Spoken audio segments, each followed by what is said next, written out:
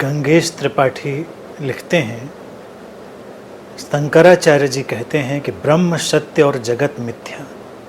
ध्यान की गहराई में यह अनुभव भी हुआ है कि जगत खो जाता है। जगत का अस्तित्व वास्तव में जब है नहीं, तो जगत के सारे क्रियाकलाप क्या एक कल्पना मात्र नहीं है?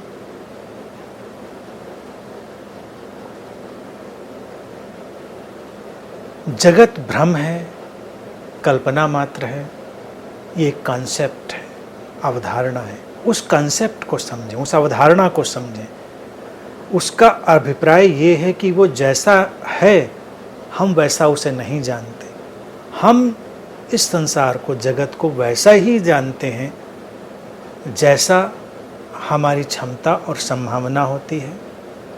हम अपने ही चश्मे से इस संसार को देखते हैं, इसीलिए वो हमारी ही एक परिकल्पना है, हमारी ही एक धारणा है। तो उस अर्थ में अगर देखा जाए कि ये संसार एक कल्पना मात्र है, तो बिल्कुल सही है। हर व्यक्ति की अपनी अपनी कल्पना है, अपनी अपनी कल्पना से वो रंग भरता है अपने संसार में।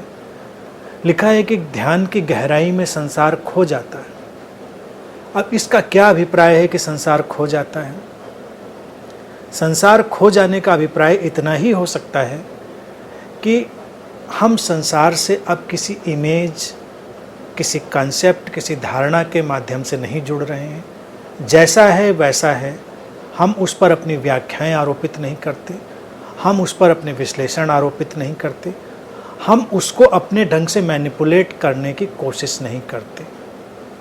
ध्यान में जब तुम शांत होते हो, ध्यान में जब तुम्हारे भीतर ठहराव आता है, तो ये स्वीकार घटता है, जो जैसा है उसको स्वीकार कर लेने का एक भाव और एक प्रज्ञा उदित होती है।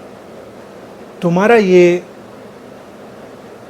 अवलोकन जो तुम्हारे ठहराव से आता है, तुम्हारी शांति से आता है, जब घटता है तो तुम अपने रंग और अपने प्रक्षेपण संसार पर डालना बंद कर देते हो। तो जिसको शंकराचार्य जी कहते हैं कि ब्रह्म सत्य है, जगत मिथ्या है, तो जो रियलाइजेशन होता है वो ये होता है कि ब्रह्म ही है, जो संसार है वो भी ब्रह्म ही है। हमारी जो परिकल्पना संसार की है वो गायब हो जाती है और हम उस ब्रह्म का ही विस्तार सब अनुभव कर पाते हैं। यानी कि ब्रह्म कोई अलग चीज़ नहीं है और संसार कोई अलग चीज़ नहीं है, दोनों एक हैं, दोनों एक दूसरे में खो जाते हैं। और संसार से जब हमारी आरोपित धारणाएं हटती हैं तो ये सर्वाधिक विश्रामपूर्ण घटना होती है, सर्वाधिक गहरी विश्रांति लाने वाली घटना होती है। उसी को ध्यान कहते हैं। ध्यान गहरे से गहरे विश्राम में ले जाता है, गहनतम विश्रांति में ले जाता है।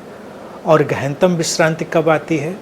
जब हम अपनी धारणाओं को समेट कर एक किनारे रख देते हैं और बस तटस्थ खड़े रह जाते हैं, किनारे पर खड़े रह जाते हैं।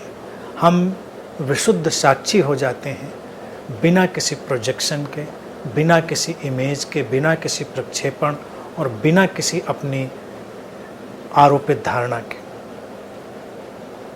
ध्यान में तो यही घटता है, यही है संसार का खो जाना।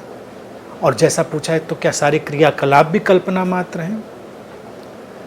यहाँ भी कल्पना का आशय ये नहीं कि वो अयथार्थ हैं। अयथार्थ से तात्पर्य नहीं है, जो क्रियाएं हैं उनमें से कर्तापन चला जाता है और हम शरीर मन को माध्यम की तरह देखने लगते हैं। सारी क्रियाएं घटती हैं अस्तित्व के अपने ही रहस्यमय ढंग से।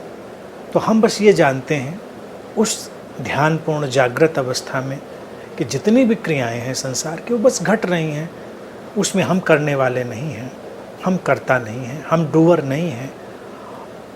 तो यही एक तरह से देखा जाए एक सारी कल्पना का हट जाना है और वास्तविकता में प्रवेश कर जाना है।